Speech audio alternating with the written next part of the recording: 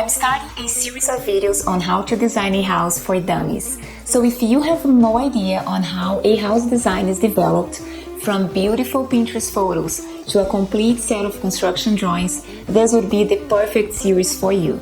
And on this video, I'll be sharing with you the first design phase, which is programming and research.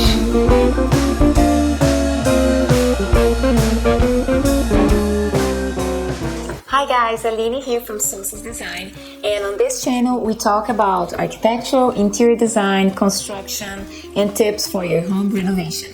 So if you think this would be interesting to you, please consider subscribing below. And now let's just move on and talk about programming and research. So here at Sources Design, we would consider the programming phase as a three-step phase.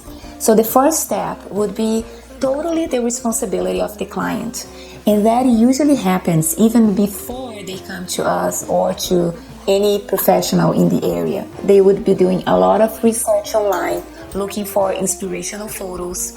They would try to find their design style, if it's modern, if it's traditional. They will also be looking at a site if they don't have one, and they start looking for a professional that will be able to design a house for them and will be able to deliver a good set of construction drawings. The second step is a team effort. So that starts right after they hire the professional, the architect, the designer. The first thing we do is a meeting with the client. And on this first meeting, we are going to be asking a lot of questions. So basically, how many bedrooms they need, how many bathrooms they need, how big their kitchen needs to be. Do they want an open concept design? Do they cook a lot? And we're going to start asking questions about their daily activities, their hobbies, what they like to do, what they don't like to do. Do they entertain a lot? How often they entertain? What do they do when they wake up? How many kids they have? How many pets?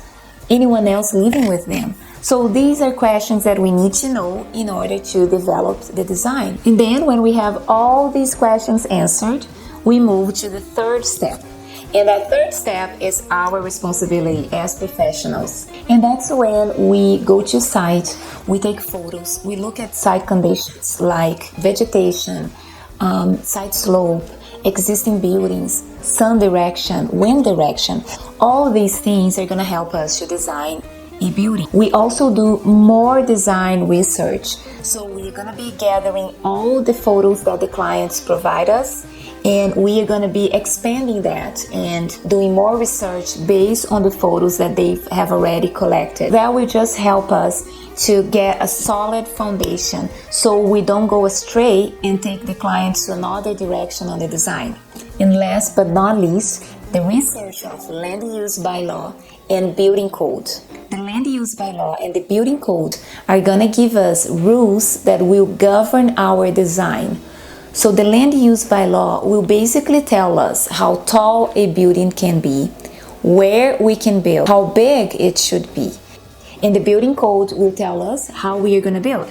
So guys, when we have all this information collected, that's when we move to concept design, which is, I think, the most exciting part of design for most designers. That's when we start sketching floor plans and coming up with a design to review with the clients. Now, if you like this video and if you want to know more about house design, please subscribe below. I'll see you on my next video about concept design.